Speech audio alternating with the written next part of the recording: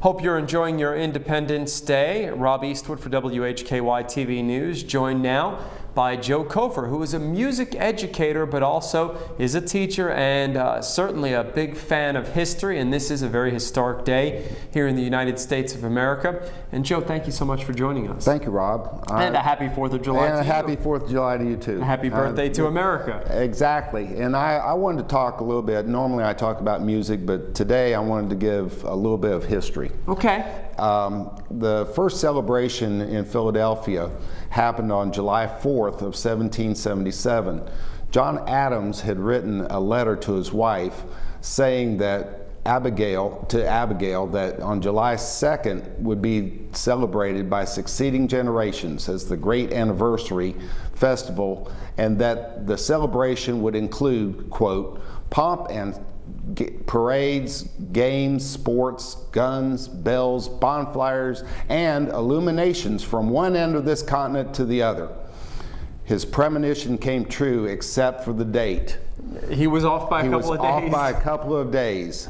And so one of the things that that first celebration included was fireworks. Mm-hmm. You know, fireworks go all the way back. They've been linked back all the way back to China, but all across America, fireworks displays occur. They really are, a lot of them are set to music. But I just hope that people will understand that this day is, as an Independence Day, was celebrated from the very beginning. Do you know why he initially said July 2nd? Yes, because what happened was that they had actually ratified the Declaration of Independence in the Congress in Philadelphia on July 2nd. Okay. So he thought that would be the day. But as we all know, July 4th is the day that it was brought out to the public with that date on it, that it was signed.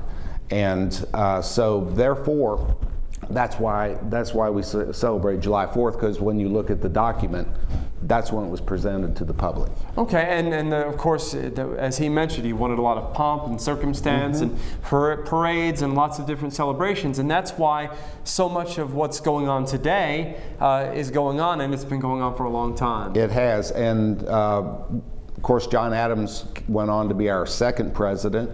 And you know, we still had the Revolutionary War to go from that point forward. But at the same time, this is the day.